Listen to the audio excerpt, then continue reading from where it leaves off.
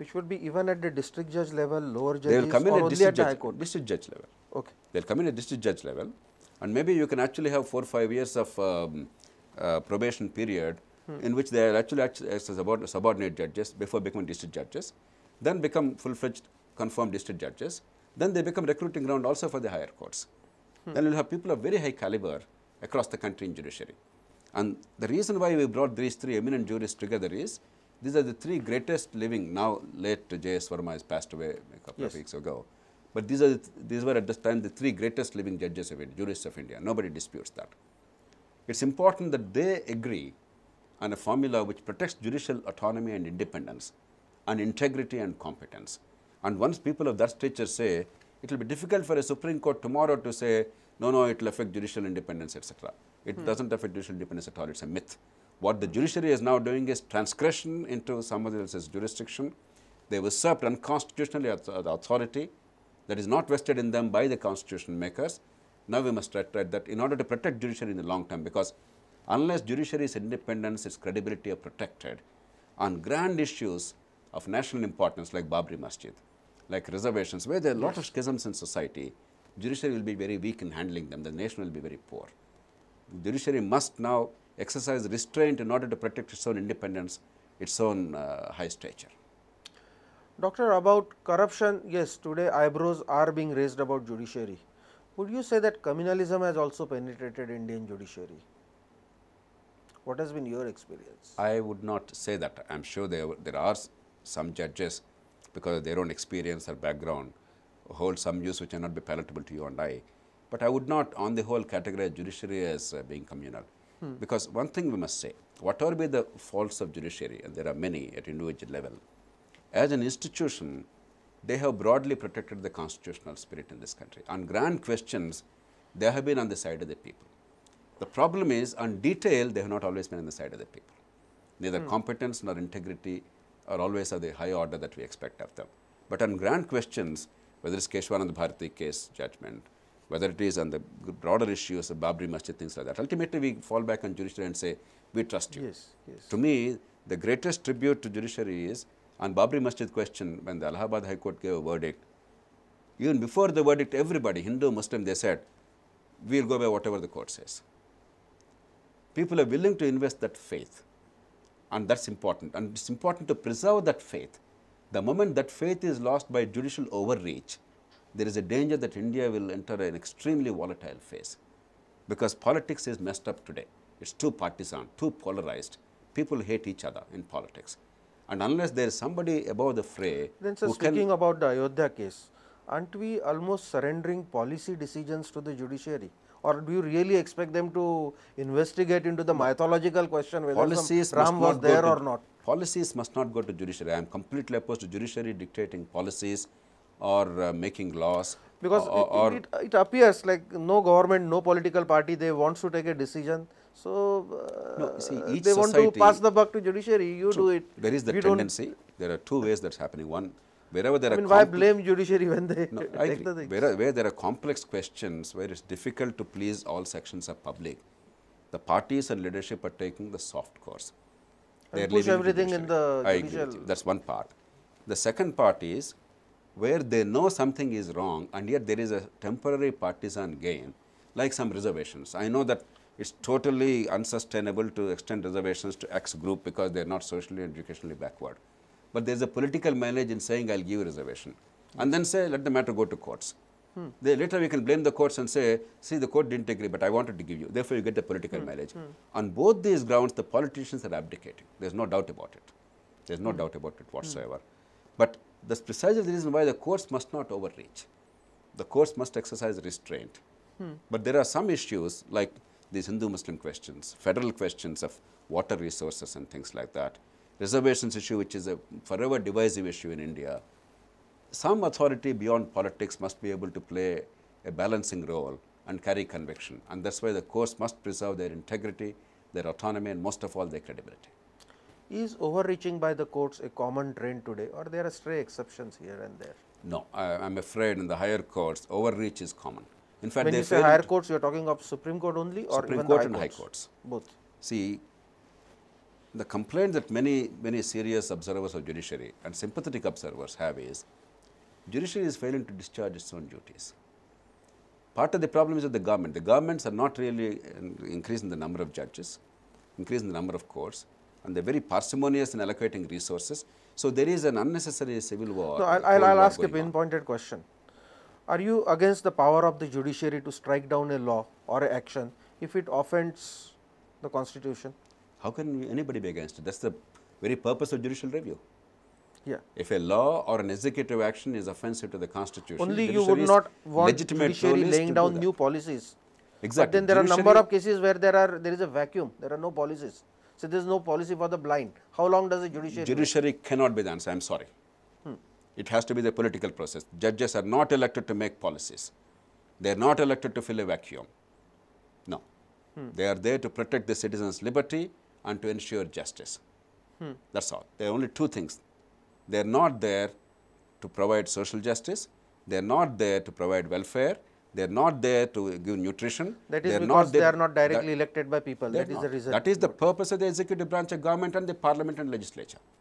Let the people of India elect the representatives, and through them let it happen. If there is a problem, let the people of India decide what is the best course. Doctor, Judges are not the answer. in some part of America, the system works that some part of judiciary is elected by the people. What is your comments on that? I would not advise that in India. Even in the United States, there are many complaints because the moment election is there, there's fundraising. The moment you have funded my election, it's very difficult for me to go against you tomorrow. I don't think it's a wise thing in our country. The broad system pattern should be as it is today. I don't think we should really experiment either with the jury system or with elections. That should be foolish. We should not imitate others. We must do things which are suitable to our culture. More often the corruption in judiciary doesn't come to light. Is it because there is no corruption, less corruption, or people are afraid of the contempt of court and so they don't choose to talk about Contempt of court is one thing. I mean, about politicians we can talk, nobody can do anything. Yes, politicians we can talk unfairly also. Even when there is nothing, each person knowing full well that it's a lie still makes a public accusation. One of the problems of politics is politicians very loosely talk about others, knowing full well they are lies to get political mileage. So therefore, would you say that if this contempt of court powers are reduced, more corruption in judiciary also could be exposed, and therefore this contempt power should be contempt done away power or should minimized? be there, but truth should be a defense. Yes. Only when there is malafide allegation without evidence should it be contemptible, not a legitimate allegation or legitimate criticism for bad judgment, and there are many bad judgments. And who decides again whether it was something was true or legitimate criticism? The judiciary will decide Again, it again? courts. Again, courts. I have no quarrel with that. I trust the bulk of the judiciary will exercise restraint in their own self-interest as an institution. If they all behave erratically, eventually judiciary will collapse and India will pay a very dear price. I am confident that the bulk of the judges still have the balance in their own institutional self-interest, if not because they are men of integrity. Doctor, way back in Andhra Pradesh, it was your passion to talk about empowerment of parents in the schools, and you had policies for that, you had initiated, you were crusading policies for that. We would like to hear about that. You know, one of the challenges of India is quality education. We have ensured now in the country, thanks to the work done by many people across the country over the past 20 years or so, near full enrollment in schools. That's not a problem. But in terms of outcomes, we are among the worst in the world. We are not even passingly bad. We are among the worst in the world. There are surveys called ASAR surveys, Annual Status of Education Report. They consistently show that children in 5th grade, 50% of them do not even have the levels of learning of a 2nd grade kid in reading or arithmetic. There is a survey called PISA, Program for International Students Evaluation. This is a global program. 74 countries were surveyed. India stood 73rd in the world. One higher than just one other country called Kyrgyzstan. We are in a disgraceful situation. China is number 1, by the way, in that survey, not even the United States or Britain or Germany or Japan. So we have to improve the quality. The good news is the demand side is very strong. Indian parents are willing to pay any amount. They are willing to sacrifice. They want their children to prosper, irrespective of caste, region, religion. The kids are working very hard. They are intelligent. So it's just the delivery part. Therefore, one of the ways of doing that is how to improve the quality of supply is create systems of accountability. Make parents involved in management of schools, school boards. You know, in California, for instance, I traveled on one road one day. On the south of the road was Cupertino City, where Apple headquarters is located. On the north is Sunnyvale. The property values in Cupertino are about 60% higher than in Sunnyvale, only because the school district in Cupertino, it functions very well and the school outcomes are very good. Okay. Under the local law, unless you are a local taxpayer and local resident, you cannot send your children free of cost to the very good schools. So there is now an in-migration and demand for properties. That is a degree of empowerment. Once the local community can improve the quality of outcomes, the property values are going up.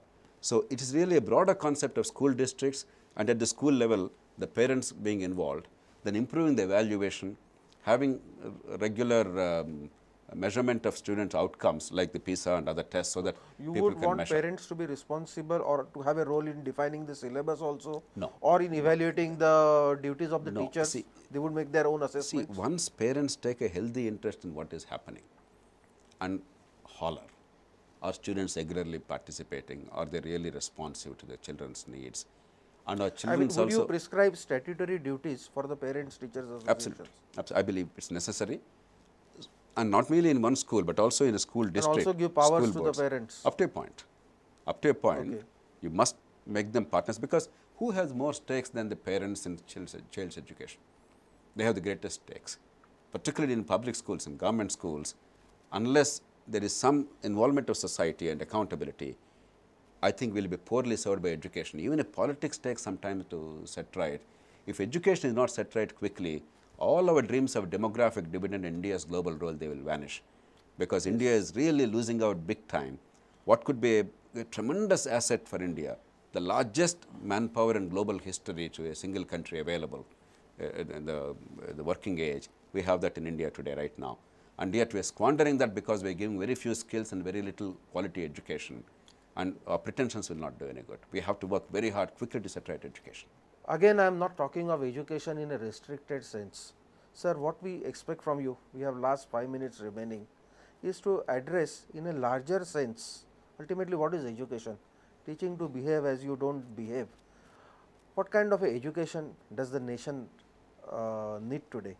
And what Lok Satta party would do a role Satish, in in a narrow sense, to take that first, the least we can do to our kids is every child, irrespective of the accident of birth, no matter in which family she is born, Yes. male or female, rich or poor, upper caste or lower caste, is entitled to fulfill her true potential. That means the God-given talent or nature-given talent must be nurtured.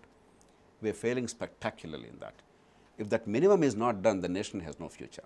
But in a broader sense, education, as you said quite rightly, is much deeper. If education does not enable us not only to fulfill our potential as an individual, but as a society at large, does not allow us to really work and live harmoniously across religion and language and caste and economic divide, then there is no education at all. Human beings have the unique gift of learning from others. Human beings have the unique gift of memory on which they can build. No other animal species has that gift. And that's why we are where we are today. But there is always a gap between technological growth and human institutions. Yes. Human institutions take much more time, unfortunately, because we are ultimately not far from animals. We still go by instinct and impulse. We don't go by intellect and evidence. There is ample evidence to demonstrate this time and again. For instance, in the United States, it took 26 years to institutionalize one simple practice. Around 1950, the American Women Voters League wanted television debates, live television debates for presidential candidates, because TV became popular. Only in 1976 did television debate come and become a permanent feature. 26 years it took. That's how human societies work. The idea is very simple, but to translate that into reality and to institutionalize it always takes time, because there is resistance to any change. We must not despair in India. There is every room for optimism. Thank you, Doctor, so much. We really hope with your fine ideas they will be put in practice and India will not remain an animal farm anymore. We do hope that though yes, we are close to animals, but we will become rational animals, we will become more compassionate animals, and your ideas will definitely help. Thank you once again. Thank you.